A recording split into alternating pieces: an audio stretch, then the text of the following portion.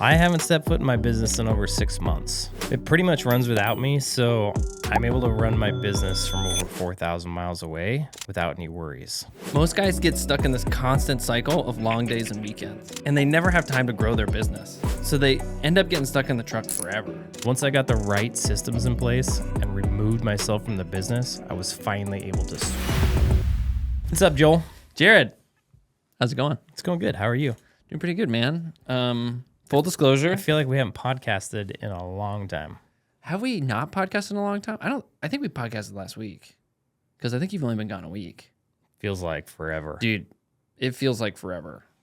And I don't know why. This is a reoccurring intro to the Jared Williams podcast theme, but this week I have really not known what day it is. So bad that I've been misscheduling things. So next week I have off because my parents are in town. Yep. And so I was trying to schedule onboarding calls and all this stuff, knowing that I didn't have next week to work. Yep. But I was just getting confused on my calendar. I didn't know what day it was. So I was trying to do all this crazy stuff when I realized I had opportunities to schedule guys today and tomorrow because I thought today was Friday.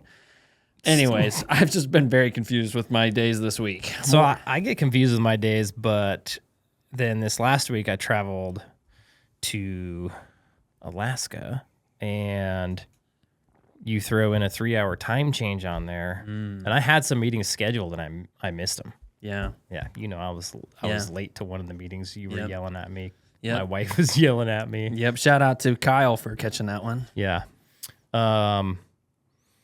Yeah, gets confusing, doesn't it? Yeah, time changes get confused. You have to pay attention to the time changes when you travel, and I get confused by time zones when I'm not traveling, and then throw in traveling in there, and then thinking about other people's time zones on top of your own time zone change. Yeah, it's something my brain is not that. It's not that cool. You got to be real comfortable with time zones because when you're scheduling with somebody, because it's like a big deal. You're like, hey man, let's meet at 12 your time, and then in your head you're like Pacific is totally 1 hour behind, and then you're like, oh crap, Pacific is 2 hours behind, and you're like, okay, where is Arizona? Where does Arizona fall? In between this whole mess of mountains? Anyways, time zones get confusing. Like in high level, sometimes it doesn't actually register the other person's time zone. Yeah, that's hard. So what's weird about living here is that you would think we're in Florida, we're Eastern time zone, and we're not. No, we're Central. Yeah. It's freaking weird. We're the little holdout of I don't understand when that line was made, people were like, well, let's just make the Panhandle Central. Just confuse everybody. That's all it is. It is. Yeah. Because I'll talk to guys in Florida and they're like, oh, you're in Eastern. I'm like, no, I'm in Central. We're Central. I didn't know that was a thing. Yeah. It's a thing. We're just educating the world. Yeah. One time zone at a time. Dude, that is the mission of this podcast is time zone education specifically for the Panhandle. We're doing a good job. Yeah. One more story about that. Okay. My daughter had a gymnastics meet in Panama City. Okay. The internet told us that Panama City was in Eastern time. The internet literally says this is in Eastern time. And we're like, okay, we got to leave accordingly. We got there. It was in Central time. So you were an hour early? Yeah, we were an hour early, which is good. Better early than late. Yes, exactly. But we Googled what time zone is Panama? What time is it? And there's it's Eastern time. I was like, oh, cool. And we got there, and it wasn't. So now never assume somebody's time zone. Yeah. Even if the internet, don't even Google it. Yeah, the internet doesn't even really know what's going on. Wiggity whack, dude.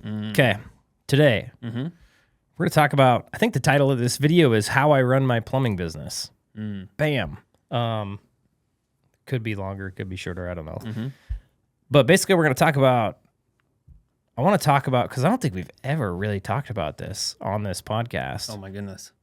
Basically, how I run it, and then just the day-to-day operations of what goes on day-to-day. Yeah. And then I kind of want to break it down by all the different positions and what it is that they do and what their roles are in the company and how all that ties together to make a thing that operates. Yeah. And makes money. A thing that operates without your constant reassuring presence. Correct. And because I have seen so many businesses that are similar to my size that have way more people that I feel like they don't really have a system of doing business that's profitable. Sure. Right? And it's strange to me. Yeah, I think we kind of talked about that when we talked about overhead. Yes, we did. It is strange. I was even rewatching one of our coaching calls, just trying to do some Jared Williams QC. Make sure you're doing a good job out there. It was pretty good. Okay, good. I have some thoughts, but we'll talk about those later. Okay, good. Later would be preferred. Yeah. First off, but you're talking to one of the guys in our program, and he had like an admin assistant.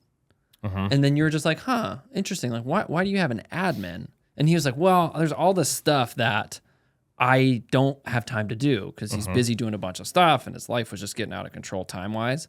So he hired an admin to do, I don't know what the admin was doing, but I think it was doing a combination of like bookkeeping and CSR work.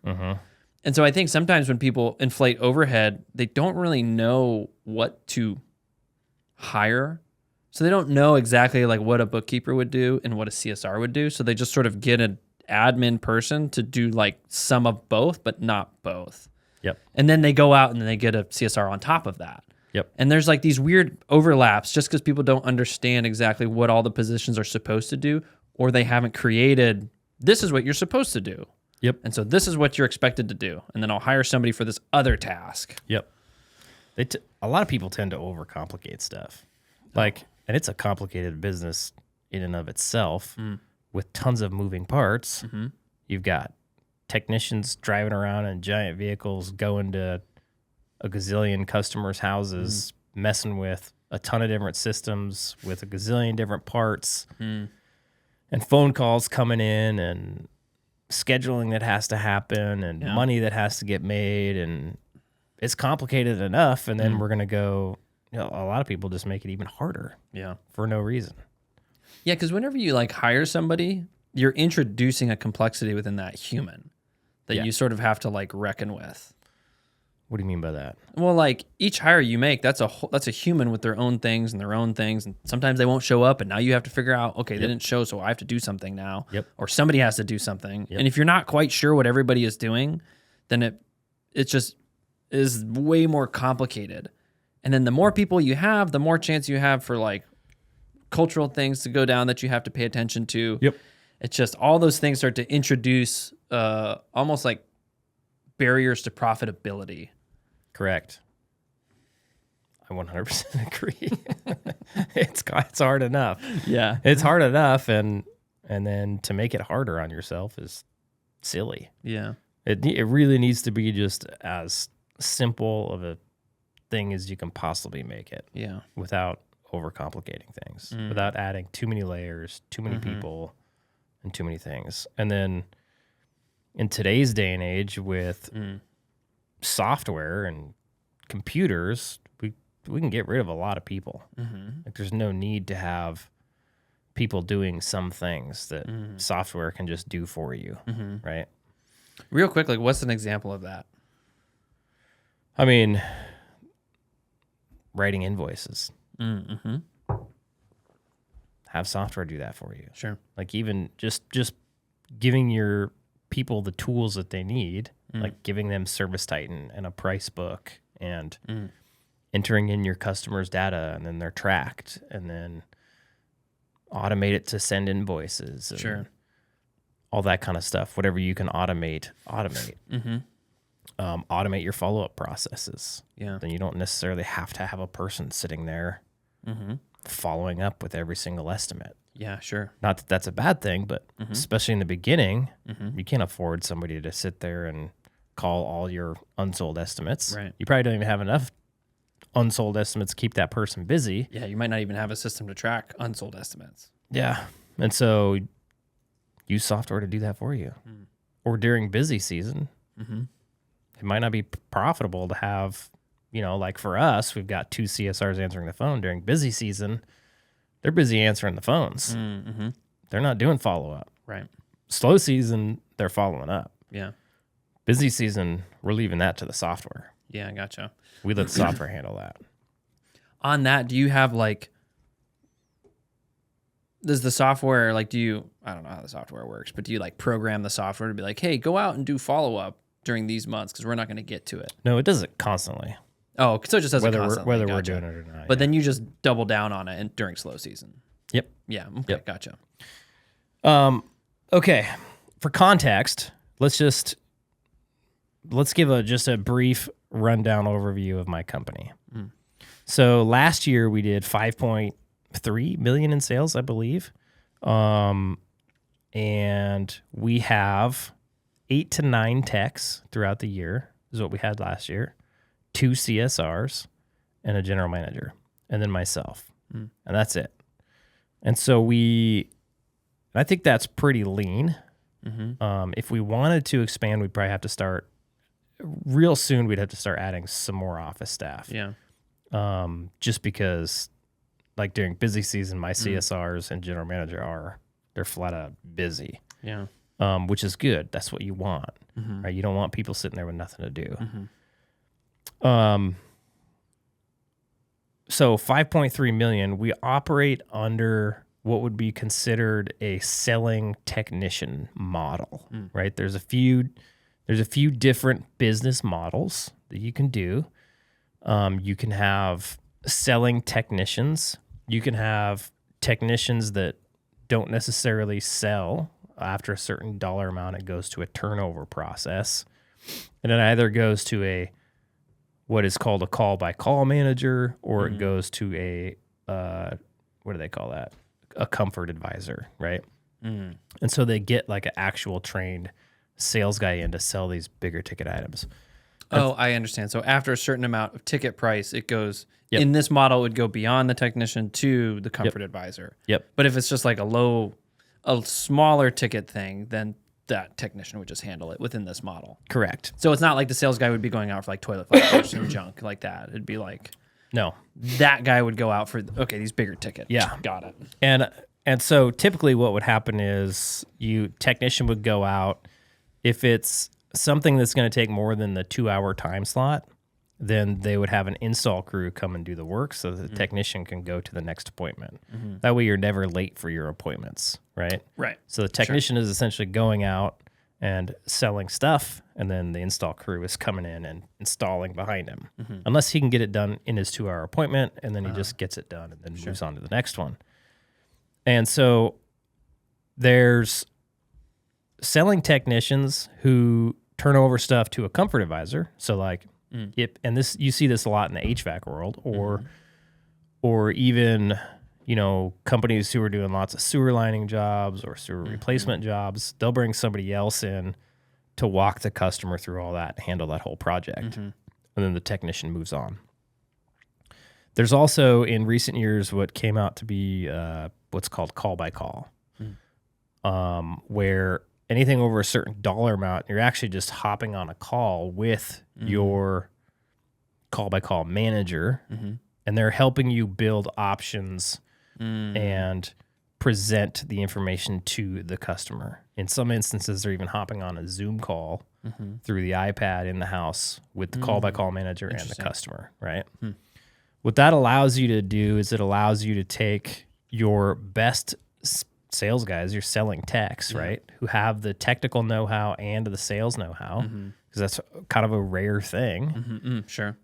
And it allows them to basically run crews out in the field from the office. Yeah. So then they don't have to drive places and do all this kind of stuff. Yep. And it essentially creates 10 of them instead of just the one, right?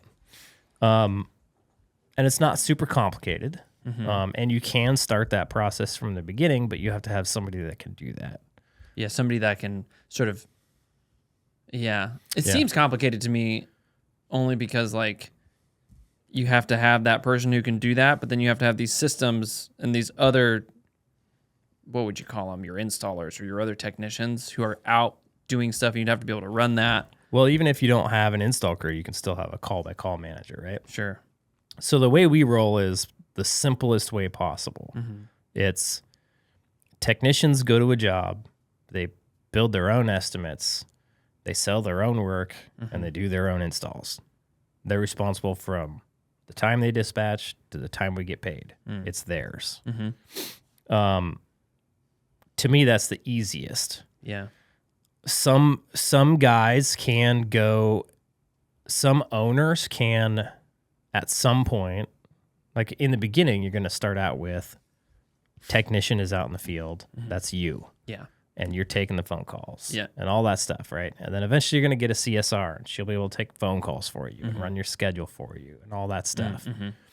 And then you're the sales tech, you're the install crew, you're everything, right?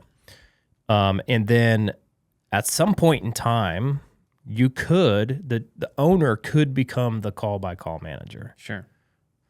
Now, and I didn't want to do this because I didn't want to sit there and be sales guy in my business. Yeah. that sounded terrible. Yeah. I think at scale, so and we're running into that shortly. Like we've been able to get to 5 million, 5.3 million in sales, really, really good profit margins just by focusing on training our guys, teaching them how to communicate, teaching them how to talk to the customers. Because we don't really sell, right? We serve. Yeah. And it's not really a sales process. It's really just a service process. Yeah. Do you do any like sales training per se within your company? We have never done sales training until this year. And because we haven't, hasn't been the immediate need. It hasn't been the limiting factor of your business. Yeah. It's really been like, oh, we just need to communicate better. Sure. Oh, we need to actually think about how we're serving our customer. Yeah. Is this actually serving our customer in a positive way, right? That's going to lead to a sale. Right. That was more of our focus than actual like sales techniques, right? And I feel like way too many people focus on sales. I just need my guy to sell. Yeah. And it's like, no, you don't really need him to be a salesman, right? And most technicians don't want to be salesmen. No, most of the guys that I talk to who leave their companies and start their own companies, it was because of predatory sales tactics, or that's what they felt like they were. Right. Or they were being pushed to sell things that the customer didn't need because they were driven by. Yeah. And that's probably a combo of two things. It's probably it's probably a mix between a misunderstanding of business and probably some sales techniques that they didn't like. They probably were pushing sales, right? But at the same time, like it's a business. Yeah. You have to sell stuff. Of course. Right? But it's how you go about the sale that makes the difference. Like there's in my mind, in my personal opinion, there's zero need for slimy sales techniques. Sure. Or really just sales at all. Everything needs to come from the point of not how can I get more money out of this customer, but how can I serve this customer best? Yeah. Right? And so when guys are first starting their business, they lack the understanding of how offering these things, these extra things, and educating your customer about these extra things and letting the customer decide is actually a better service to the customer. Right.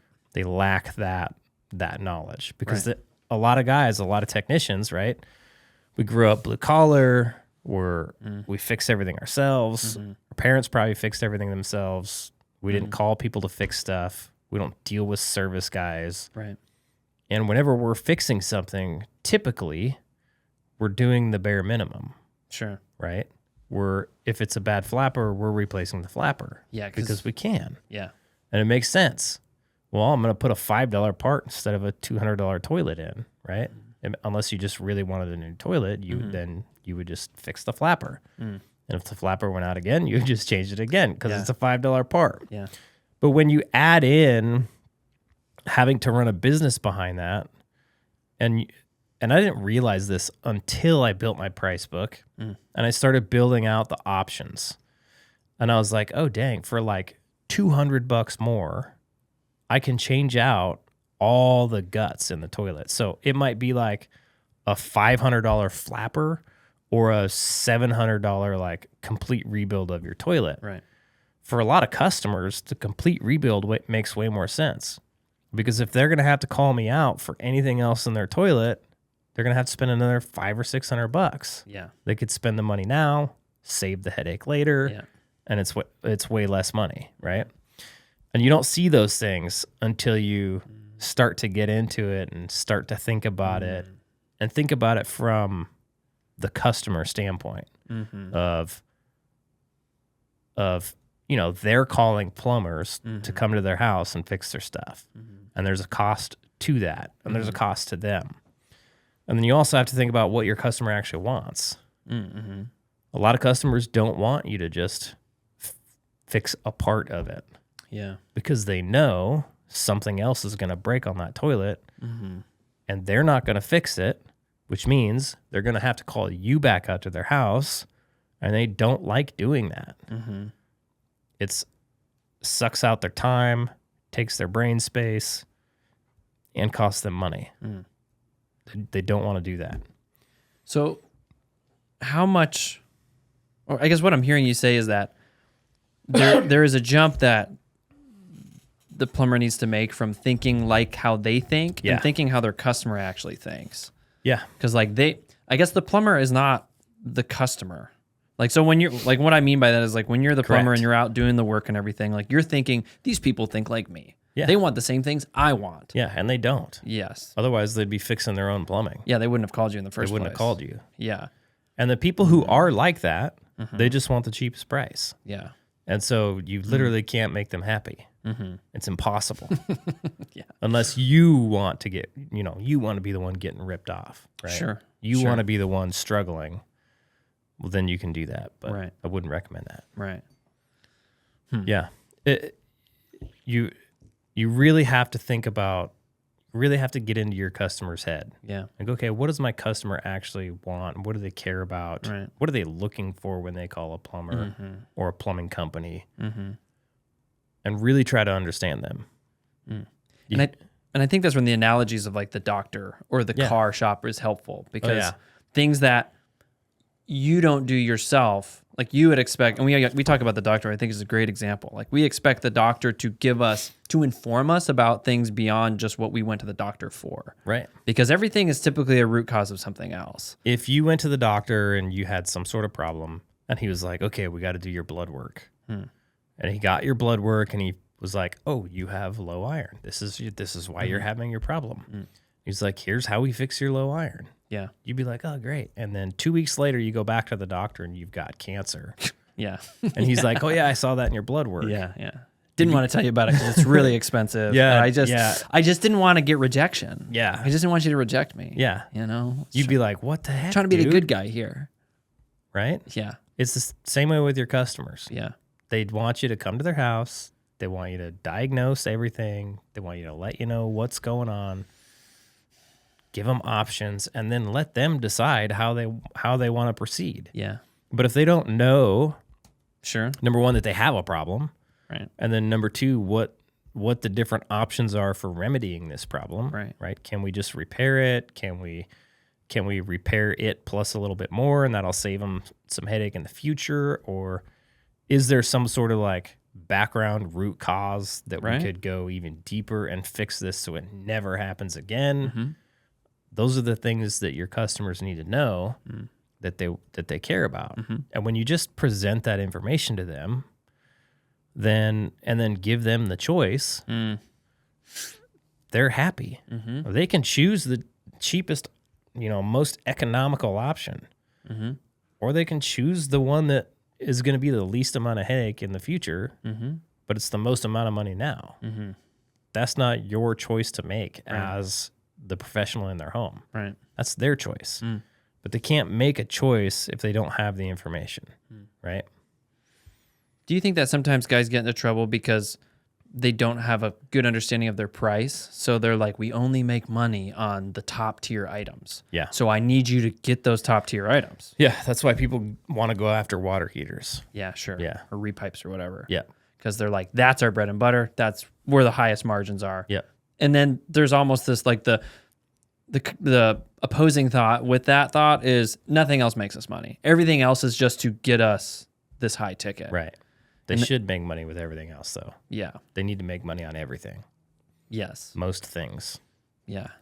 What was it? 99.9% of your stuff should make you money. Yeah. I don't know why you would do it if it didn't make you money. Well, to get to the big job. But then you have to do you have to get to enough of those big jobs to make money, right? Well, and then you have to really know that you can secure enough big jobs to satisfactorily lose money on these other jobs. Like you have to know that like, well, I got to price my big jobs aggressively enough because I'm going to lose 5. Like I'm going to go and lose money on 5 jobs before I land a big job. So now you're inflating the cost of the big job to pay for the little jobs. I would say they probably don't think about. No, they don't. They just keep these where they think that they'll, I guess, get the work, ? I don't quite know. Yeah. But they're not really thinking about the inflation price thing. Yeah. Because that would demonstrate a higher sophistication understanding of price. We should really talk about this on another podcast because because there's a lot to unpack there. Yeah. Because like we just talked about this yesterday on our coaching call. One of the guys a long time ago started another business just to go after water heaters. And it's like he's in the same train of thought. He's like, well, I can make really good money on water heaters. He saw the big companies around town charging $7-8 grand for a water heater swap, and he was like, if I just get a bunch of water heaters, I'll make really good money. Which is true, right? Sure. Yeah, you could. If you could get a bunch of water heaters, you make really good money. Yeah, it's the dream job. Give me the high rise with 10,000 water heaters. Exactly. Yeah. So the hard part about that is, we should unpack this, but basically the short answer here is we'll do it on another podcast, but first let's unpack. Number one, every water heater you get, you're going to have to market to. Right. So every single customer that uses you, every single job is going to have a marketing expense. Right. A very expensive marketing expense, albeit. Number two, that customer is never going to use you again. So lifetime value of the customer is low. Number three, people aren't searching for a water heater installation company. They're searching for a plumber. Right. They're searching, when their water heater's out, they're searching plumber near me. Yeah, because like the customer doesn't know that this is like a thing that you can do by itself potentially and make money. Correct. And number four, everybody and their mother is paying extremely high dollar for those water heater You're leads. You're not the only right? one to know that there's money in water heaters. Correct. So the better move to make is to get that call, plumber near me, for a toilet flapper and go to that customer's house, serve them very well, make money on the toilet flapper. Yeah, percentage-wise, you can make your margin, right? Dollar-wise, yeah, it's a smaller amount of dollars. So you went and ran this call for a smaller amount of dollars. But if you're making your margin, you're making your margin, right? Yeah, sure. You could literally run your entire company off toilet flappers. Yeah, because so long as you're making your margin. Doesn't matter what you're doing. You're keeping the money that you need to keep. Correct. So if you price your jobs right, you can make money on any call. Yeah. Now you go to this house for a toilet flapper, you sell them a $99 a year membership. Typical homeowner owns their house for 7 years. They're going to use you for 7 years in a row. Guess what's going to happen in that 7 years? Probably got something to do with the water heater. Their water heater is probably going to go out. Especially if they get a And are they going to go on Google and search plumber near me, or are they just going to call the plumber that they already know, like, and trust that they have a membership with? Yeah, that's already got like maybe a magnet on the water heater already. They're going to call you. And so now you get to service this customer. Number one, you only marketed them to them once. Right. You're going to serve them every year for 7 years, probably, sometimes multiple times a year, depending on what they got going on. And you're still going to get the water heater. And you didn't have to pay big bucks for that water heater. And they're going to pay you $99 a year for your membership. Yeah. Yeah. Yeah, that is a whole podcast because there's a lot to unpack within that conversation. Yes, it is. But still, that was a good short turn. If your business model is trying to lean into one high ticket item, sounds like it's going to be real hard. It's going to be tough. Yeah. I think so. Yeah. I think maybe it worked during COVID. I bet you could have pulled it off during COVID. I don't think you can pull it off now. With search volume and call volume down, with people worried about the economy, I think it's a different game. Yeah. Yes. Diversity of options and being able to do lots of things is Like, I mean, that's just like the safest business model you can run. Correct. Like making money on the broadest amount of things that will naturally lead into higher ticket items. Yeah. Is going to be way safer. Also, yeah, think about that from like a recession standpoint, or like right now, call volume's down, but yet there's businesses all over the world thriving, or all over the United States. It's like we've had record months for December, January, February, March. Yeah, for your company. 4 months in a row. Search volume's down. Call volume's down. How do we do that? If we were just doing water heaters, relying on leads coming in, this would be a tough time right now. But because we have a bunch of members who rely on us to be their plumber, we get consistent work even through the downturns. We're able to keep going. We have a customer base we can rely on to keep us afloat. Yeah. So we'll do another episode on that. Yeah. Maybe we'll do it next time. Yeah. If we remember. I'll remember. Steel trap. Okay, cool. Steel trap. Your brain's like a steel trap? Sometimes copper. Maybe plastic. I don't know. It goes between. I'd rather a steel one. Really? Oh. Yeah. Steel's heavy though. Yeah, but it's strong. Yeah, but I guess my neck gets strong. There you go. Because your head's so heavy. Yeah, my head's real heavy. Have you seen that neck workout thing, that like gyro thing? No. They're like, it's like a helmet you wear, and it's got like, must have like a weight that goes around the helmet. And so you're constantly having to like fight the weight. Oh, dude. That sounds to me like the thing I know what I'm getting you for Christmas. Yeah, well, you should get me that, and then give me the ab vibrator, The shocker. Yeah, just and then I can just sit there and hop on Zoom calls. How's it going? My father-in-law had an ab thing. I watched this like fitness guru guy like try all the old 90s ad. It was really funny because his like team got him like all the ones from like eBay or whatever, like the shake weight and like the weird stuff. Like, what is this? And he's like a sciencey fitness guy, and he's like, what is this supposed to do? And he's like analyzing it, like, yeah, it's hitting my muscle in this way, but like it's literally doing nothing. This is just, what is this? I feel like that head thing, he would see that and be like, what is this? Like, there's maybe it was you that sent me that video of the hippie looking dude doing all probably the primal crawling. No, maybe he did primal crawling. I don't know. But he would put bands around his head and tie him up to something and do like resistance training. Yeah.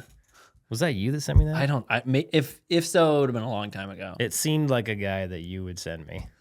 What is that supposed to mean? That's it. From now on, I want Costin to build a little band station so I can just hold my head during the podcast. Yeah. Okay. Yeah. Just really double down on fitness. Okay. We'll do that. Okay. Awesome. Thanks, dude. After we hire Jamie. Yeah. Jamie can build that. Yeah. Perfect. So the task's number one. How handy are you? I think people listen to this and they're like, these guys are so dumb. They must think that. How do they do it? I mean, I think that. From the rare occasions that I watch back our podcast, which is rare, I laugh at all the jokes. Don't get me wrong. But I'm also like, these guys are dumb. Okay. So we'll go through each position here.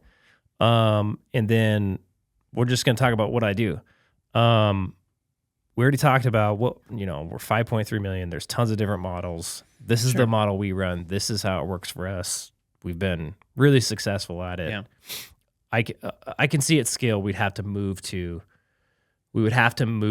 some sort of call by call. Yeah, why is that? It's tough to get enough technicians that can perform out in the field at the level that you need them to perform at. Gotcha. Right? So if you were trying to scale your business, we're short on technicians. Technicians typically don't like to sell. They just want to go do the work.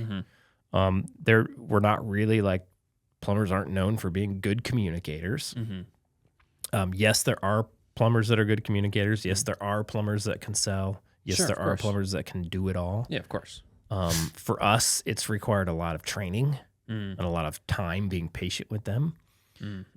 So if you were to get somebody in the office that would help facilitate these calls, then you could scale a lot faster. Sure. And you could help out the labor pool problem, right?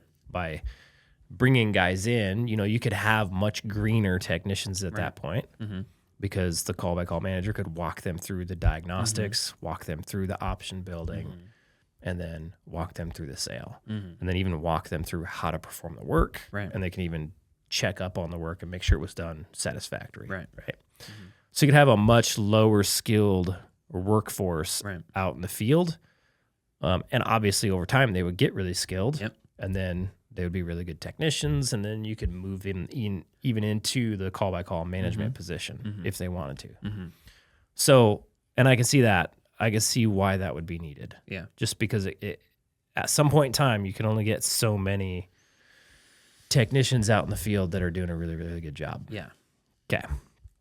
So I don't know where to start. Well, I think right now, what do you think about this? We could start with because really the topic is, how are you doing this? How is your business functioning so that you don't have to have your hands in it constantly? So what does your business look like right now? And why do you think it's able to work? So it's let's just start with, how often do you work on your business? How often are you participating in the day-to-day of prospector? Yeah. So we can start with just my involvement. So right now I have a 1-hour meeting every week with my general manager. And typically that's all that's all we would do. So in that meeting, we have a spreadsheet where we track, certain metrics on the business. And they're metrics that we've chosen so that we can get a good view of, number one, they're metrics that we want to be able to go look back on so that we have historical data. So we have a spreadsheet. Every week we make a new tab at the bottom of the spreadsheet and we date it.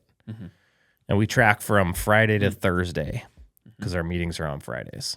So we constantly have a 7-day backlog of information.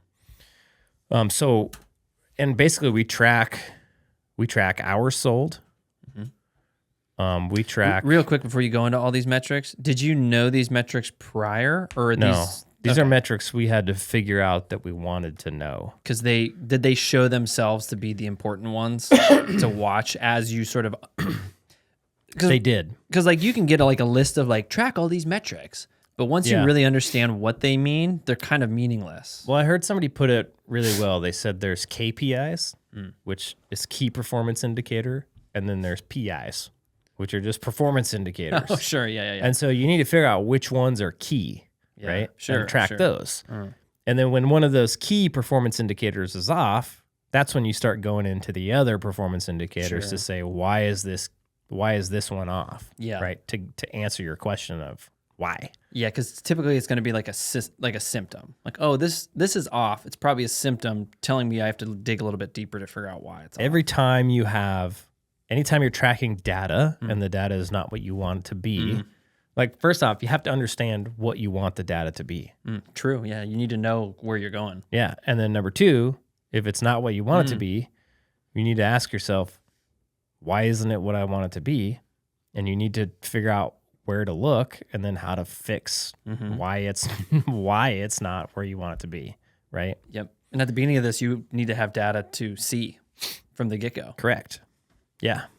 So in the beginning, probably one of the easiest ones to track is just hours sold. Yeah. And we still use that metric. We know exactly how many hours we need to sell in order to hit operating expenses and certain profit margins, right? So it gives us a quick daily, weekly, monthly, quarterly glimpse at, okay, how many hours did we sell?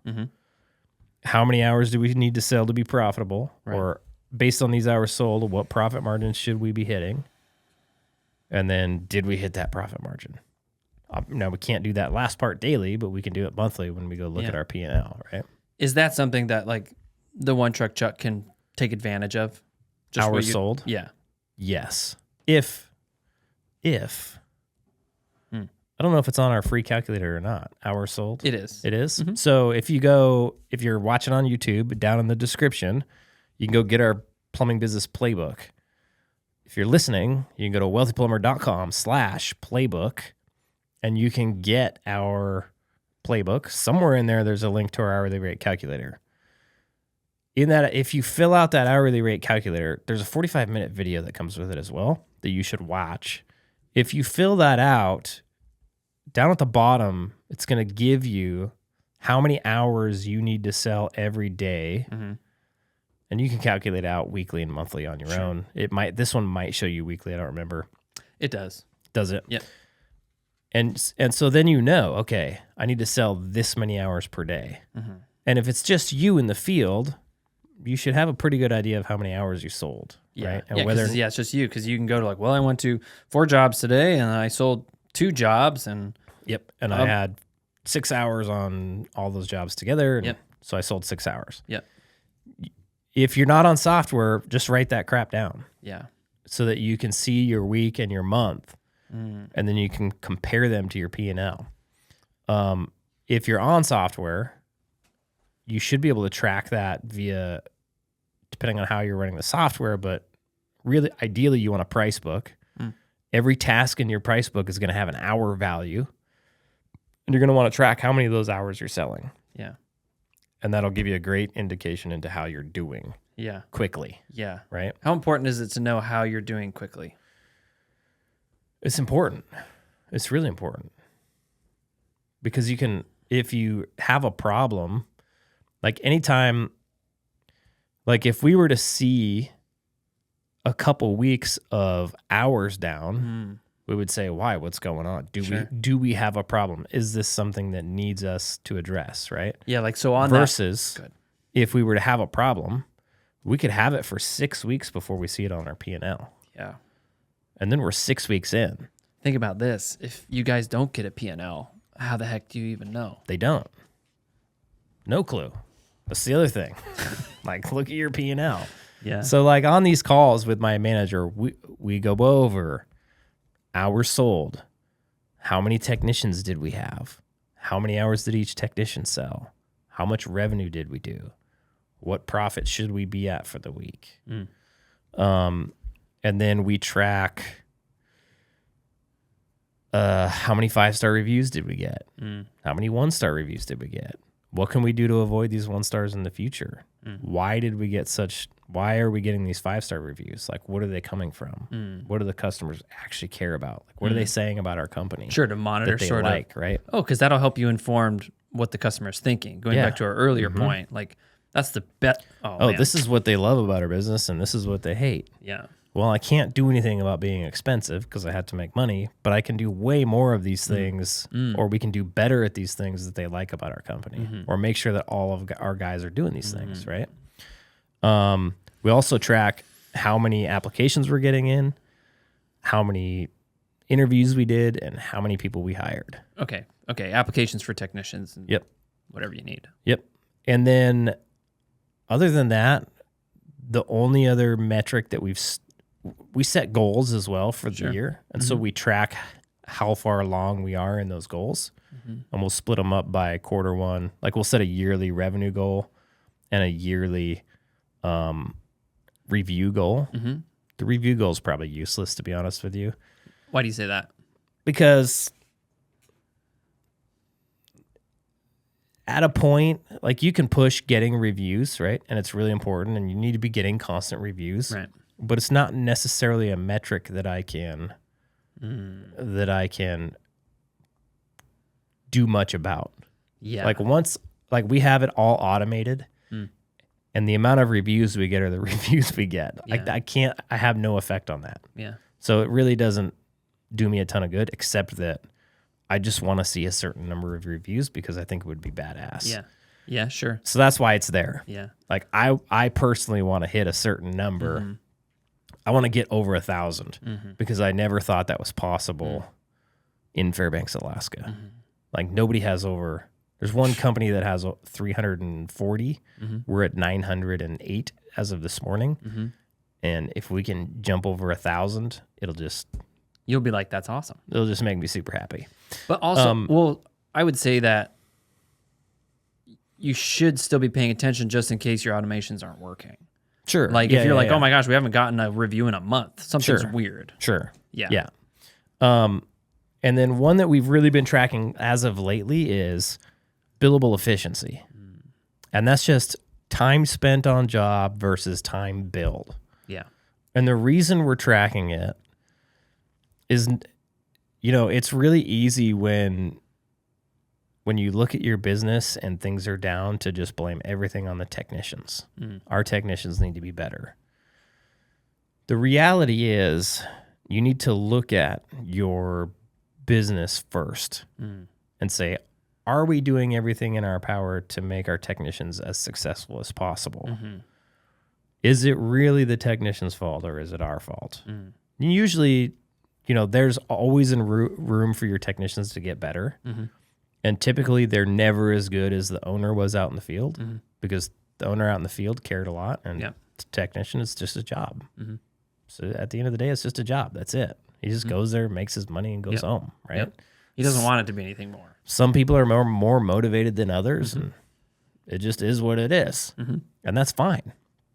But with billable efficiency, what that does, like if anybody goes and grabs that hourly rate calculator, there's an efficiency number because you have to account for the fact that your technicians are not going to bill out all of their time. Right. It's never going to happen. Right. And so, and I've been thinking about this a ton because I want to come up with a better way to make this happen. But basically, and I think I have a better way, but we'll cover that on another podcast. Oh, man, that's okay. I got to remember 2 podcast ideas. Gosh, dang. Basically, what we're saying is, okay, our technicians are going to work 2,000 hours, and I know for my company, based on historical data, because we've tracked it for 2 or 3 years now, they're only going to bill out, on average, over the course of the year, through busy times, slow times, 55% of their hours are going to get billed out. So if they work 2,000 hours, they're only going to bill out 1,100. Right.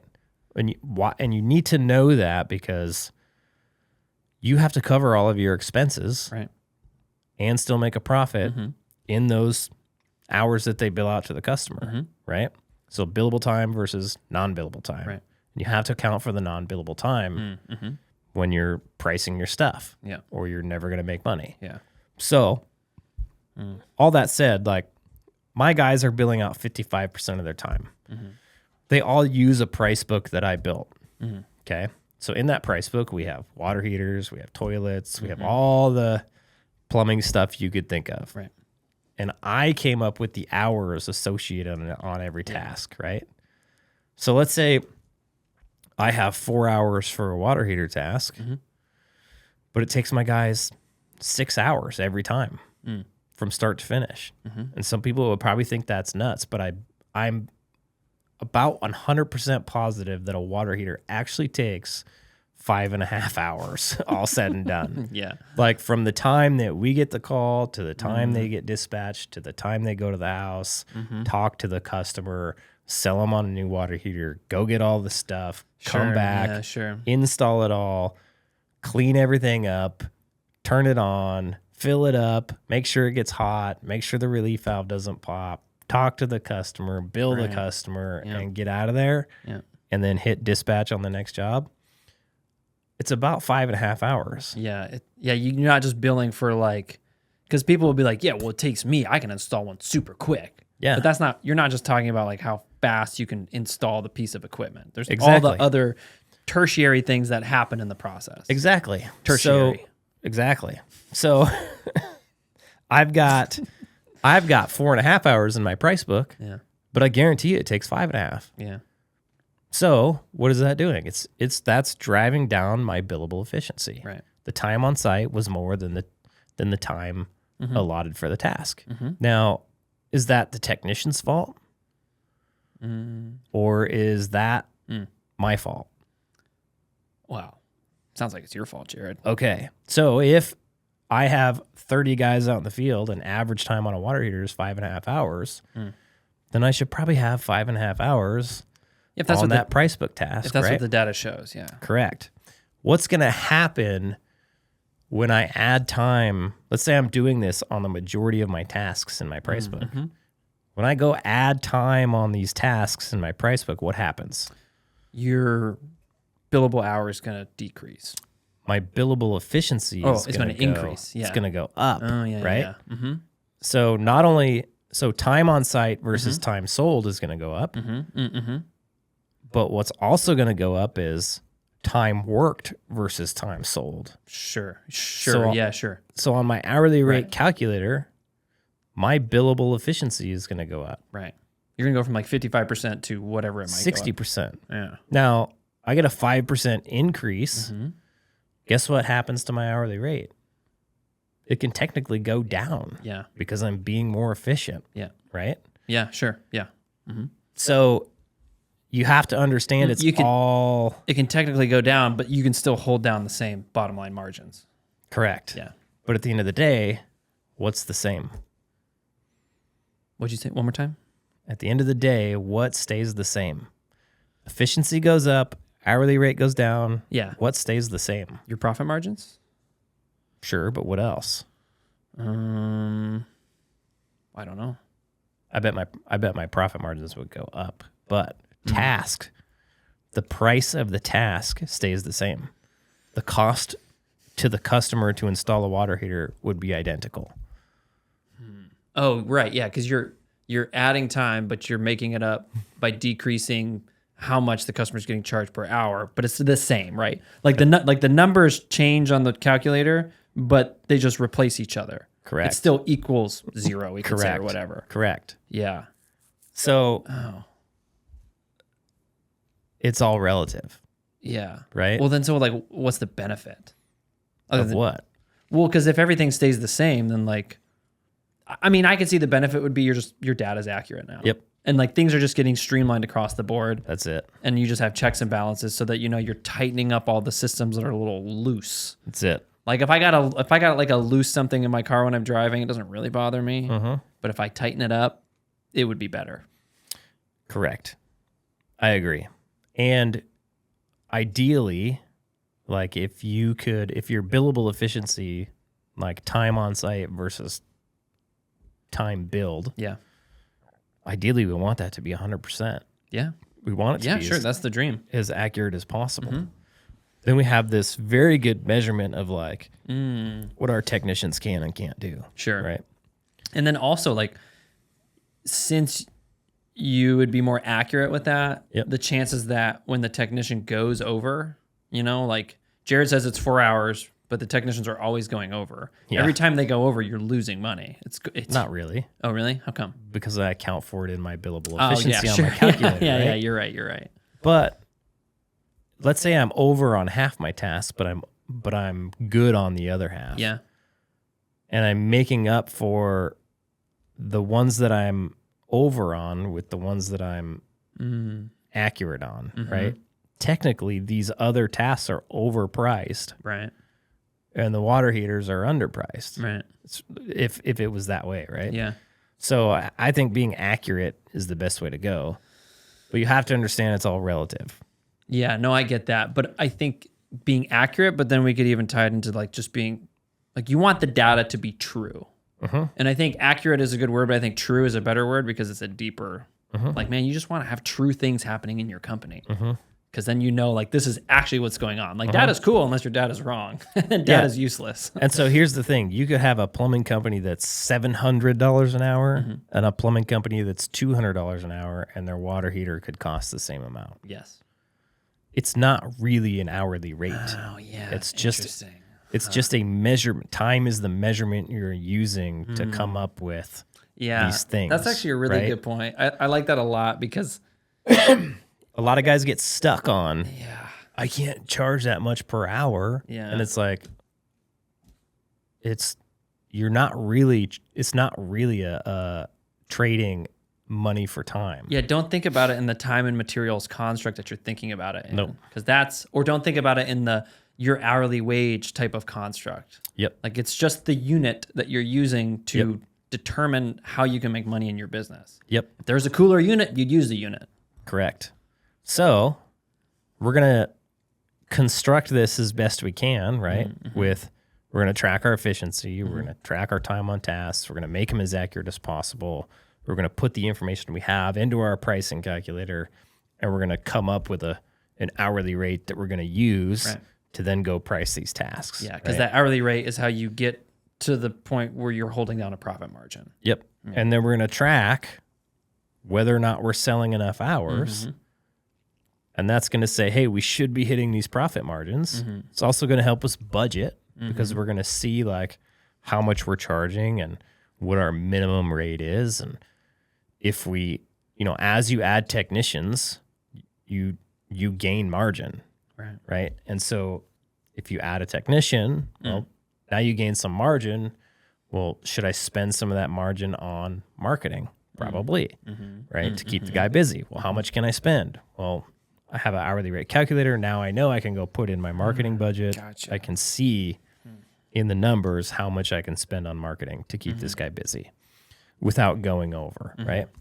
So we're going to track all that stuff. We're going to use the calculator to budget. We're going to use the hours sold to kind of judge the health of our company.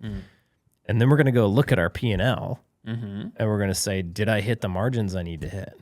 Yeah. Why not? So on this weekly meeting with your GM, those are the things that you're talking about. Those are the exact things we're talking about. Now, if I'm just, just myself, or maybe it's me and one other guy or something, should I have this meeting with myself every week to like sit down and look at what I got going on? You should be pretending like I'm the GM and I'm like, every week, Joel, I'm going to sit down with myself and have a meeting and talk to myself about this stuff. I don't know that you need to like have a back and forth meeting with yourself because I can like run from chair to chair. That'd be kind of weird.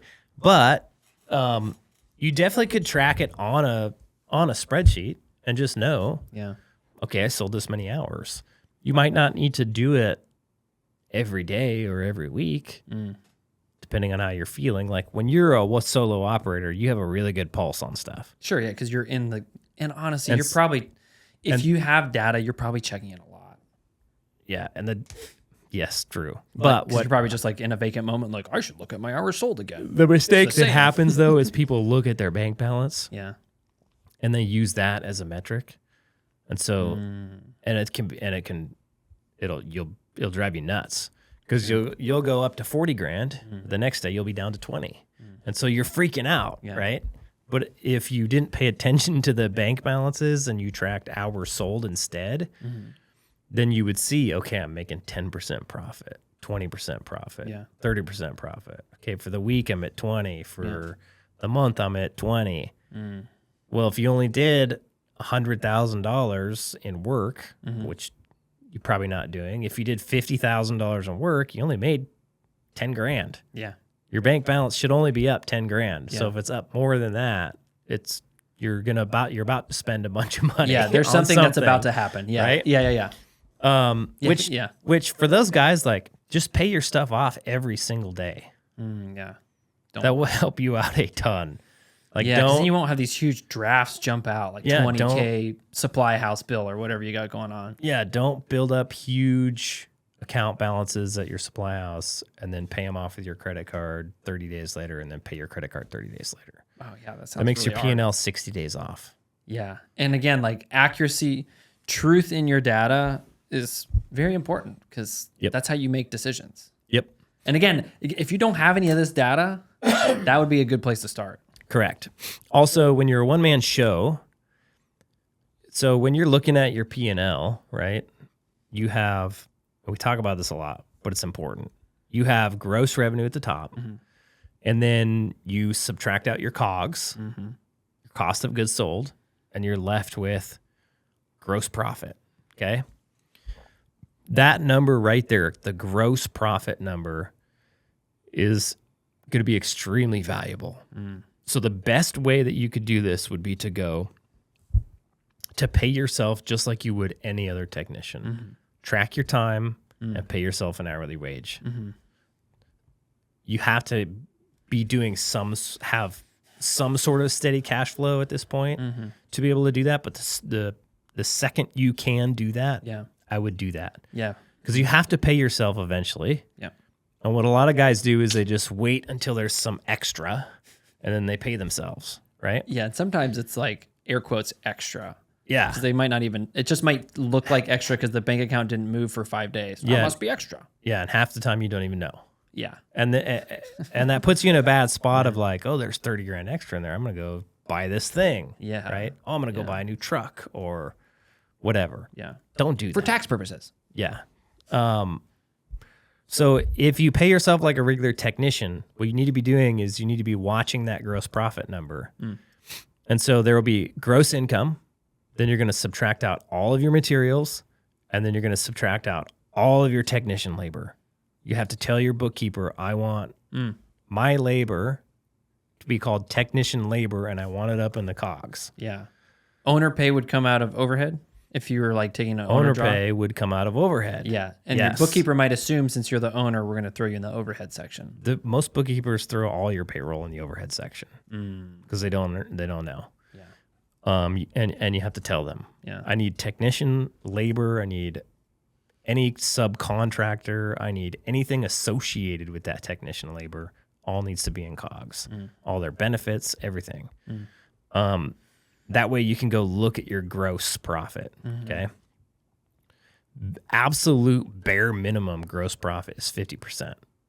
So if you go through the calculator and What happens if it's not 50%? you won't make money. Okay. You'll Anyway, in the beginning, it might look like you're making money, but once you have a real business, you can't operate. You don't have enough money left over for overhead. Sure. In order to hit 20% margin. Yeah, because in the beginning you're like, it's just me and my truck, and I work out of my house, so I don't have marketing because I'm word of mouth. So everything is literally the money I keep. Overhead is low. Yep. So rather than lowering your price, watch your gross margin, keep your gross margin what a healthy plumbing business should be, and pocket the rest. Yeah. And then you can use that money to grow rather than on overhead, right? Yeah. That's what you need to do. So that's what we're looking at. Like to this day, Okay. we go through, we track our hours, Yep. we track all our stuff. At the end of the month, we look at our P&L. We check our gross profit first. We typically hit 55 to 60%. Is higher gross profit better? Yeah. Okay. And here's the thing, like this is a whole new way of pricing that I've been looking into is what's called gross margin pricing. It's called margin pricing, but it's based off your gross, right? And we know like my company needs to hit, if we hit 60%, we're doing good. Yeah. Like we can hold down 30% net. I think like last month we did 35% net. Wow. At a 60% gross margin, right? Okay, sorry, I'm thick with this gross margin. Like what makes it go up and down? Gross margin, I mean, if you didn't do enough work, Okay. right? If you're Right, because your COGS are going to be the same except for material costs. Those are going to fluctuate. material costs are going to go up and down based on the kind of work you're doing. Okay, gotcha. And then your labor costs are going to go, your labor costs, depending on what you're doing with your guys, if you're paying your guys to stay at work when they're not busy, you're going to have a labor cost, but your revenue is going to be down. Right, because you're just keeping them there, paying them to clean the shop because you're slow or whatever. Correct. Yeah. That'll affect your gross margins, right? Okay. Okay. If you're paying more for your materials than what you have set in your price book, then your markup on your materials isn't going to be enough. Okay. Like materials went up, but you didn't adjust for it or something? Adjust for it in your price book. Gotcha. Yep. Or you're just not charging enough. Okay, because if you're if you're not charging enough, your COGS are going to be the same. Yep. But your revenue is going to be lower. Yeah. And so then that's going to make a smaller, because you're going to have a lower revenue number, then you're going to subtract a higher COGS number. Correct. And then you're going to get it's going to be a smaller percentage between the two. Yep. Or a higher yeah. Your percentage is going to go, like your gross profit is going to go down. Yes. Yeah. Yep. Okay. And so, like we know we need to hit 60%. Like ideally we would hit 60%. Yep. So, and minimum 55%, right? Yeah. So when we price, we know on service work, we're less efficient. On install work, we're more efficient. So you could technically just do a 75% margin on service work and a 60% margin on install work. Sure. And you'd be just fine. And it would average out to what you need. Yep. Okay. Man, that's like that's its own podcast. It is. It's its own podcast. And you still have like, so this is a different way of pricing, and I think it makes sense once you reach a certain level in your business. Sure. The hourly rate calculator is really good because it acts as a budgeting tool as well. Yeah, that's really huge. nice. You know, what's so funny is we've never talked about like budgeting in particular, because I'll hear it out on the social medias or in forums or whatever, where it's like, this is how you can budget. And I'm like, I've never heard Jared talk about budgeting. Yeah. Because I think it seems like the hourly rate calculator is the budgeting tool. Because there's things you need for your business and you pay for them by charging the customer properly. And then that's how you like determine what you can afford. Yep. Instead of looking at it like, well, like I think people get confused with this with technicians, where they're like, I'm not going to pay the technician X because I don't know how he's going to sell. Yeah. So he's not worth anything to me yet because I don't know. And in my mind, I'm like, well, why don't you just pay him what he's asking? And then if he sucks, get rid of him. Like, just accommodate it for it in your price to the customer. Hire, quick to fire. Yeah. Yeah. Because you're never going to know. And what technician who is good is going to go, I'm telling you I can sell, but you won't want to pay me more than $20 an hour for the first month until I prove to you. Yeah. I'm just going to go somewhere else. The other thing that people go wrong with that is their commission structures. So they'll structure their commission to where, so like we're talking about this P&L, right? And like for us, I want to hit 60% gross margin. Well, my direct labor costs are about 20% of that. So just what do you mean direct labor just costs? their wages on the check. Okay, wages on the check. Is that not bennies or anything? No bennies. Okay. Bennies are typically the other 5%. Okay. Now, if I'm shooting for, like, bare minimum is 50%. If I go below 50%, I'm losing my ass. Okay, gotcha. Meaning like you're like negative net? Like you're losing money? Yeah. Okay. So, and I also know that about 25% of my costs come from my materials. So if I go above 25% on my total labor costs and my materials are 25%, I'm below 50% on my gross profit. So if you have a really aggressive commission structure. Well, and I just mapped out a ton of commission structures on a spreadsheet to see, so you can actually see like, okay, if they sell this much with this commission structure, how much do they get paid, and how much of their gross revenue, like what percentage is the amount that's going on their check. I need to keep that below 20%. Right. Well, there's certain commission structures out there where your technicians get more and more and more and more and more of that percent as they sell more work. So gotcha. You're incentivizing them to sell more work, but then you're lowering your gross profit every time they do, which is backwards of what you want. Yeah, so then eventually you'll lose money. You do more revenue, sure, but you lose gross profit. Yeah. Now, your overhead doesn't go up. Yeah. It stays the same, right? And they're producing more revenue. So yes, it can equal itself out, but there's also commission structures that you can structure to where they do more revenue, they make more money, and the percent of gross actually goes down. So the more they produce, the more efficient your company becomes, which would be ideal. Yeah. So now you have a ton of good producing technicians, they're making a ton of money, and you, the business owner, make more money that way. Yeah, gotcha. So it's like when people are wondering, like, what commission structure is best? Yeah. Again, there's a couple thoughts that happen. One is like, what's best for the technician, which arguably might not be best for your business, which by extension is not best for the technician. Yeah, it needs to be a win-win. Yeah, and again, you understand that by just sort of mapping out what does this look like at various levels of interaction with the commission, success with the commission, and various literally levels put of it in a business scale. spreadsheet, start it revenue produced, and go 10,000 all the way down to 100,000 in $1,000 increments. And then on the next line, you're going to assume it's 40 hours worked. So you're going to do whatever their paycheck is for the 40 hours that they worked. And then you're going to do how much commission they made.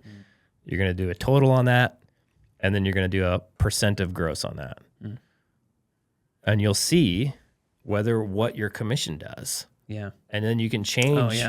What's fascinating about this, like I have one model that I modeled out, and I think it's the one I like the best, where your technicians get a base wage, and then anything over a certain dollar amount, they get a commission on, right? And you can set the base wage and the dollar amount and the commission at whatever you want. Sure. So the way I set it up in my spreadsheet is you can change those numbers and you can see the effect it has on what the technician makes, how much of what they're making is of their gross. And when you go over, like for this instance, I was at $40 an hour. And then it was anything over 10,000, they get a commission on. At 17%, technician makes more and more money as he sells more work, and the business makes more and more money as the technician sells more work. The second you flip that over to 18%, it flips. Interesting. All of a sudden, it starts costing me more. Yeah. Right? And if you don't map that out, you don't know. No, well, especially because again, this is sort of how people build their plumbing businesses without understanding it. They just go, "Oh, I guess commission's really good. I just do 100% of commission and no base pay, and it's going to work forever." Yeah. And they don't ever take the time to map it out, and then they run into the situation where they're like, "I'm not making any money." Yeah. Like, and there's companies out there that do just the one that's weird to me is they will subtract out materials and give you like on the labor, and so they'll do like 30%. I don't like that one because it's complicated. like you have to subtract out material. And what material cost are you using? Actual material cost, markup, material cost that you had in the price book. Like, are you subtracting out material cost, or are you subtracting out material cost and markup? Yeah, what if it just gets confusing? What if your price book isn't accurate and your technician gets grumpy because he recognized it wasn't accurate? He should have gotten a higher commission or something. Like there's weird stuff that can go on. And there's successful companies out there doing this, right? I just think it's a recipe for complication, added stress and overhead, and then you're also, in my mind, doing that. The technician has to rely on you to pull that data accurately. They have to come and bug you and be like, "Hey, boss, what am I at?" Yeah. And then if there's ever a problem, you got to go and do some weekend work to try to figure out the problem and then cut a check. Well, either that or I think it's going to cause culture issues, is my opinion. Yeah. I mean, if there isn't a transparency, if there isn't a clear path for the technician to know how he can make more money, and if there's any like subterfuge that seems like it might be happening there, they're not going to trust the business owner. It's just, even if they know you, they like you, the minute that they think that something funky's going on, they're going to come to you and be like, "Hey, you're ripping me off, bro." And they're going to present a case to you. And it needs to be super clear of like, "Look, here's your revenues as recorded in Service Tight, and this is what we base it off of. Here's the commission we paid you." It's all accurate. Yeah. And it's like, look, you can see the data for yourself, and I encourage you to do so as an individual responsible for their own life. And here's all the things you know. Yeah. 100%. Okay. So you're talking to your general manager once a week. Now, once a week. If these numbers suddenly look really, really crazy, then will that dictate if you need to spend more time on the business? Yeah. So if numbers are off, right, then we're going to ask why. Typically, we already know why at this point. We're already like, oh, we were short a technician, or it was a short week, or revenues are down. Hours sold are good, but hours sold are good, but net profits down. Oh, well, we had all these overhead expenses to grow the business that we don't normally have, right? Those are the things that we're looking at. We're asking ourselves why. The harder ones are like when you're not 100% sure what's going on. Could be a number of things. Could be, and it typically is a number of things. Typically isn't, oh, here it is, boop, right there. And so you have to start going back and saying, okay, well, let's go look at these other PIs, right? So we know this performance indicator is off. Let's go, or this key performance indicator is off. Let's go check some of these other things. Let's go look at what actually happened the last week. Let's go look at the jobs. Let's go look at the call volume. Let's go look at our booking rate. Let's go look at our conversion rate. Let's go, and then let's do this tech by tech and CSR by CSR and see if we can see something that needs repaired, right? So it's just a call to dig deeper. Yeah, sure. To start looking.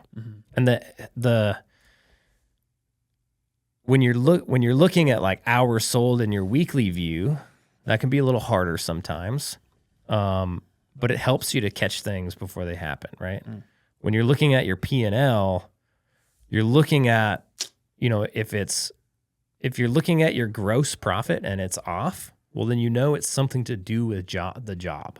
Sure, yeah. Not doing with overhead. Yeah. Yeah. If your gross profit's off, then okay, cool. It's either materials, Yeah. labor, Yeah. or something up there. Yeah, so you right? already have a place to devote your attention to, because you're like, oh, gross profit's off. Let's go check, like you said, materials, or maybe we're not charging enough, or something is maybe not selling enough, something like that. Sure. Yeah. Maybe you just didn't have enough call volume, and you had texts sitting around. Yeah. You didn't want to send them home. Yeah. That could be one thing. Yeah. Maybe you're just not charging enough. Maybe material costs went up. Mm-hmm. Maybe labor costs maybe you had a bad commission structure and your guys sold a butt ton of work, but then they cut into your gross. Yeah. Right? What about like your CSRs aren't booking enough jobs? You could be getting tons of call volume and your CSRs aren't booking enough jobs. Yeah, because in my mind, that one's a little blurry because the CSRs are overhead, but that booking of the job is going to feed into your labor, your gross profit. So that's almost like a little blurry line. Yep. And so then if you roll down like, okay, my gross is good. Sure. So we produced revenue and the cost to produce that revenue was at the profit margin that we need, gross profit. Yeah. Now I go down to my net. Like, okay, my net isn't what I wanted it to be. How come? Sure. Well, we know it's an overhead problem. Yeah, because that's the only other category you have left to look at. Correct. Is overhead. Correct. And it could be like, okay, well, if I typically produce $500,000 in revenue, and this month we only did $250,000 in revenue, but I still maintain my 50% gross profit, it could be we just didn't produce enough revenue. Sure. But then you need to go ask yourself why. Yeah. Right? Yeah. Yeah. So that's what we're looking at for the most part. Yeah, I think, and still even at the forefront is you have a projection that you're trying to hit. I think that's really important. Correct. Because if you don't have that $500,000 projection and then you do $250,000, you have nothing telling you, well, this isn't right. You're like, I guess we just did $250 this month. Right. And it's going to vary. Sure. As seasonal. Sure, of course. As it but varies. you could probably have seasonal projections, or if you have data going a year back, you can go, what did we do last year at this time? Correct. Are we above or below? Why or why not? Correct. It's a really good measurement. Yeah. Yep. And that's what I say, like earlier in this podcast, I say we've been having record months. Each month hasn't been a record, right?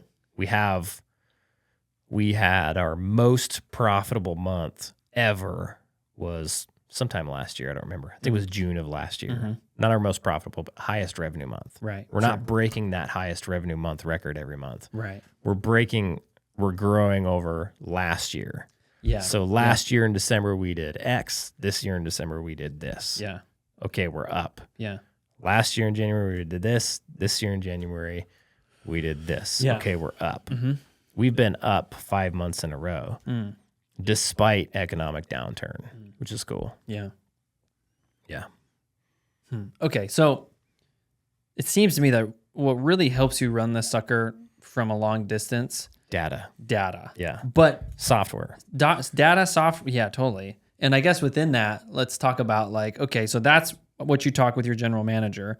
Now, for all this data to be accurate, people have to be doing the proper things, right? People have to be doing the proper thing. Well, yes. And you have to have some sort of correct. By the proper things, like you get to define what those proper things are. Yeah. And that's just your system. Yeah. It's your way of doing business, right? Yeah.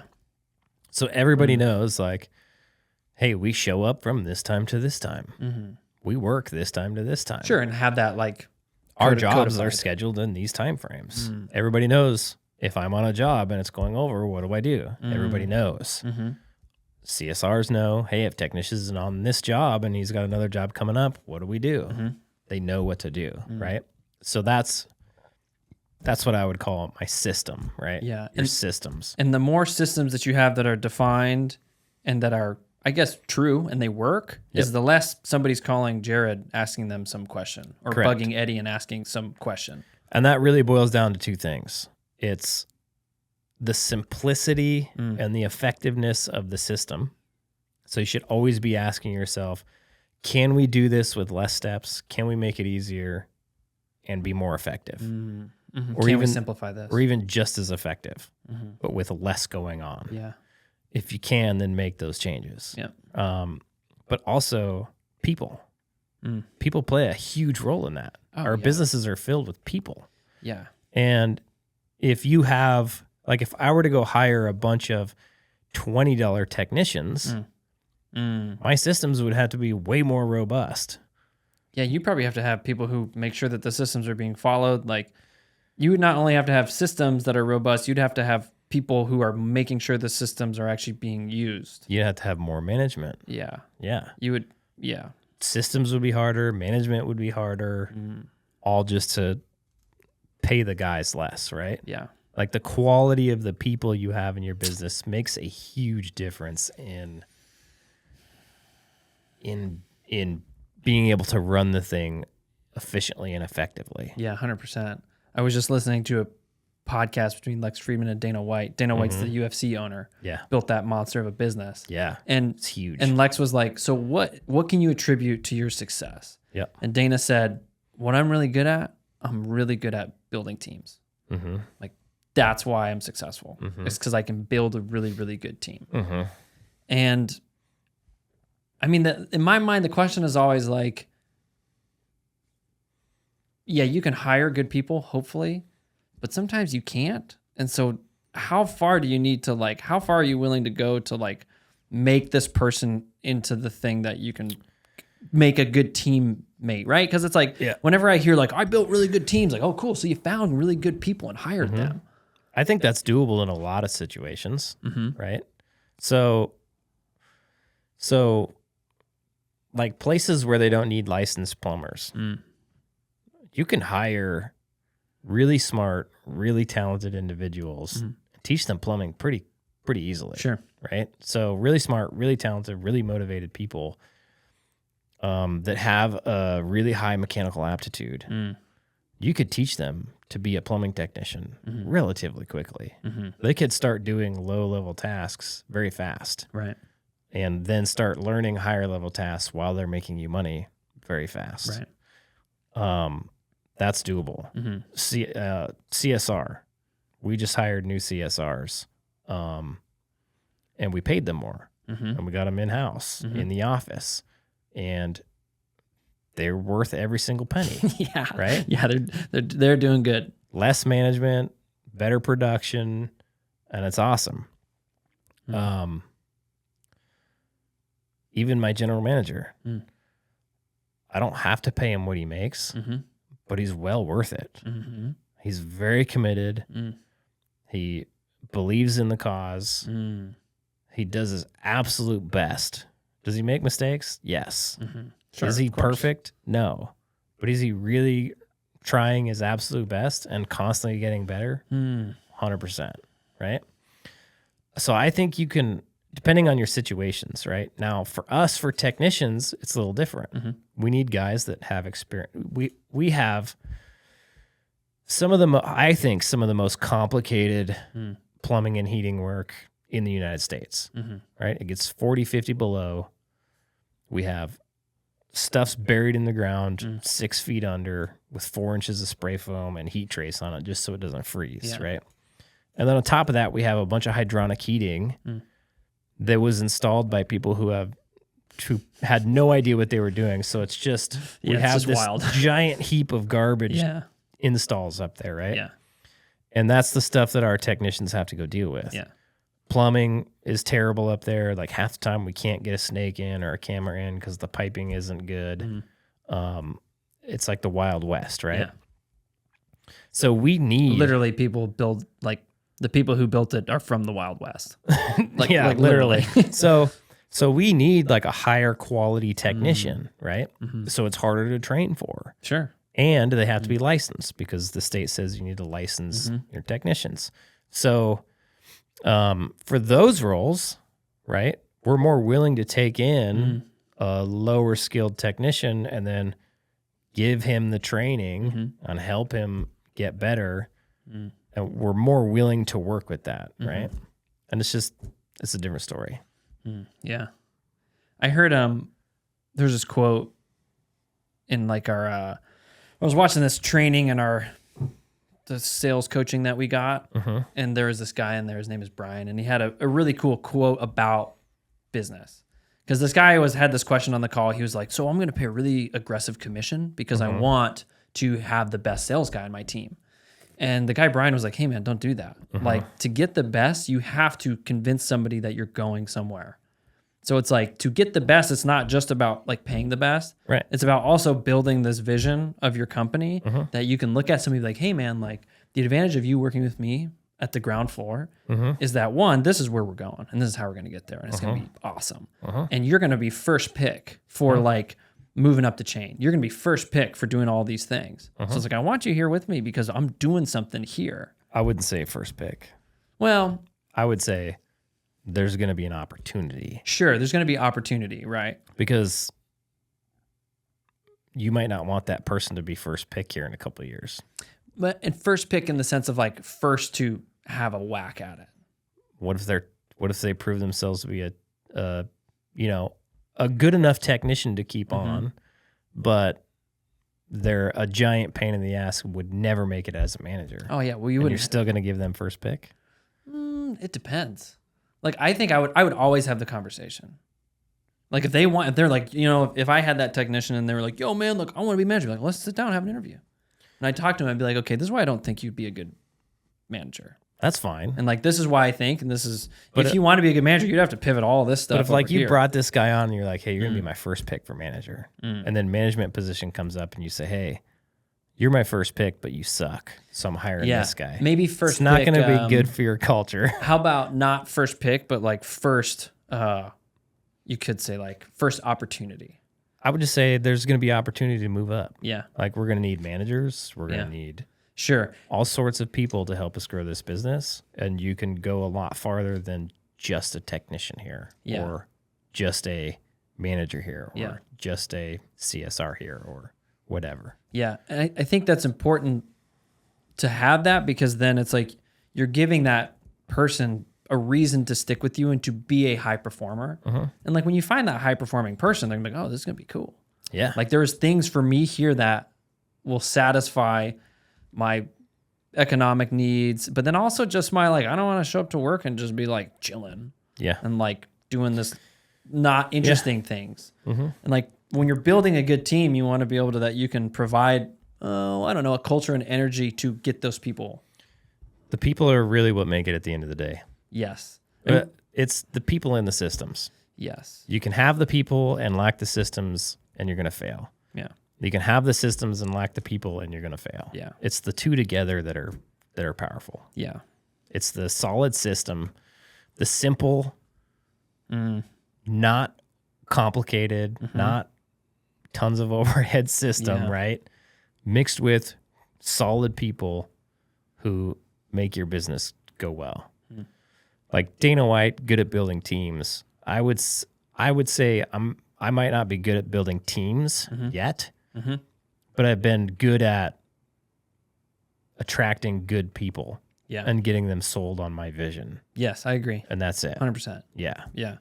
And it has gone a long ways having good people involved in everything I do. Because I literally can't do it all.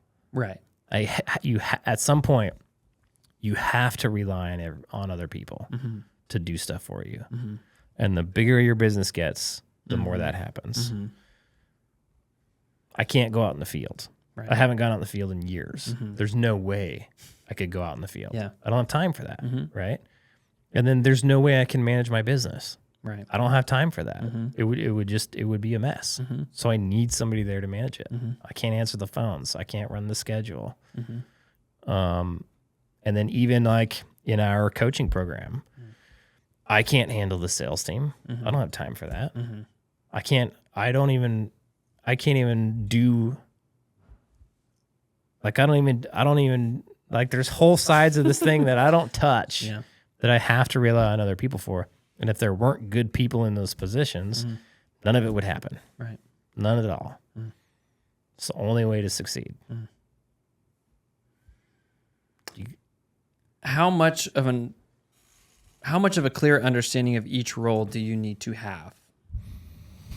And by role, I mean like even from like bookkeeper, CPA, technician, CSR, general manager, I think you need to understand it all. Yeah. I don't like if you hire a CSR, If you need that CSR to come in and just roll with it and develop the job position, that's fine. Like that's what I did. I hired your wife. It was awesome. I had no idea what she was going to do. Same with my general manager. Like we developed those roles together, right? But I know exactly what the CSRs do. I know exactly what I want them to do. Yeah. I know exactly what my GM does, and I know exactly what I want my GM to do. I know exactly what my technicians do, and I know exactly what they need to do. Like I understand the business to a T. Yeah. You have to. Yeah, it seems I understand all of the marketing. I understand everything. I have a very, very good understanding of every facet of it, and you have to. Otherwise, I don't know how you would expect to say, like, how do you get a manager on board and say, this is what I need you to do? And if you don't, he's going to do a bunch of stuff that you don't need done. Right. Or he might be like, hey, man, I need to hire this person. I'm the manager. I hired this person to take care of this section of whatever. Next thing you know, your business is overcomplicated. Yeah, because you got like 3 managers doing whatever. For no reason. And then, So I was just in Alaska at my business, and this is just one example. Hopefully my CSR doesn't listen to this, but whatever. Here's a prime example of that. And this is a very small example, but a very good example. I needed a Ziploc bag. I had a bunch of my snowboards there. And so I was putting like 3 snowboards in one snowboard bag. Yeah. So I took all the bindings off, and I wanted a plastic bag to put the hardware in. And so I went into the office and I said, hey, do we have any plastic bags? And the CSR goes, oh no, I should add that to my Costco list so we can get some plastic bags. And my general manager goes, what the hell do you need plastic bags for? She's like, well, it'd just be nice to have, right? And she's not trying to do something wrong. She's not trying to one up the general manager. She just is like, oh, it would be nice if we had plastic bags, because then like if we had like occasionally leftovers, occasionally the need arises. Yeah, and my general manager's like, if we buy plastic bags, then we're gonna have to buy plastic bags forever. And if we don't buy them, nobody's ever gonna need them. We're gonna get by without them, and you have to put them somewhere. So we're not buying plastic bags, right? Very small example, but it's a good example of employees unknowingly will make things more complicated. Yes. Without a regard to whether they're actually going to help production or help efficiency, right? And honestly, you got to remember, every employee wants to make their job easier. Yeah. And a lot of times they'll make somebody else's job 4 times more difficult to make their job easier, and it doesn't do anybody any good. Yeah. Can I tell a short story about something like that? Sure. So back at the air service, it was snowing, and we needed to move a bunch of snow. You know, we're trying to load planes. We need to move a bunch of snow. The snow plows are running. And so I had a coworker come up to me. He's like, hey, man, I'm going to actually, I think I left, or I don't remember exactly how this happened, but my coworker essentially, he left to go to Home Depot to buy a piece of plywood that he could bolt to the front of a pallet that he could use as a plow with a forklift to push it around. Now, a forklift is a very terrible thing to move snow. Like the little inside propane forklift? Like an inside-outside Mitsubishi propane, like 5-ton forklift. Not something with big tires. It's like, it is not the thing. It's going to get stuck. And if you imagine a pallet with a piece of plywood vertically bolted onto it, how that's going to push snow. So this guy, he goes, and so here's the example to tie into what you're saying, is like, in his mind, he's like, this could be helpful. It moves more snow than a shovel. Yep. But in his mind, he's like, I also get to go to Home Depot and build a stupid plow pallet for 2.5 hours. And my coworker was so pissed. Yep. And maybe I'll share him just this section of the podcast, because whenever I bring this up, he gets so irritated. And he's like, that guy left for 2 hours, and he came back and spent 2 hours building a stupid plow pallet that then he got that forklift stuck that I had to help him get unstuck because he made a dumb thing. But like, in this guy's mind, he was thinking, this will be helpful. Yeah. I'll go get some bolts and I'll bolt the piece of, like, just went off, and there was no Eddie to be like, that's the stupidest idea I've ever heard. Why don't you just shovel for 4 hours and move way more snow than your stupid plow pallet idea? Yeah. But because employees, they want to be helpful. Yep. But there's also other motives in there. Yeah. That are just human motives. Yeah. And they'll introduce complexity. And so what is your method? Or maybe let me ask this. Why did Eddie know that this was not going to work with the Ziploc bags? That's just how Eddie is. If we don't need it, if we don't absolutely need it, if it's not going to make our lives easier, here's the thing. Eddie knows if it's not going to make us more money, like if it's not going to drive top line revenue, and it's not going to help us drive some of that top line revenue down to bottom line profit, we don't need it. Now, how does Eddie know like those are the things he's thinking about? If it is not going to make us money directly or not increase efficiencies, then it just costs us money. Yeah. If it just costs you money, you don't need it. If it doesn't actually produce anything in your business, you don't need it. Sure. You absolutely don't need it. Right. My guys have been asking for a pickup truck for eons. They want us to buy a truck with a pipe rack so they can haul 20-foot sticks of pipe.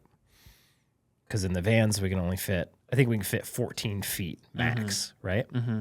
And yeah, I agree. Sometimes it's nice to have 20-foot sticks of pipe.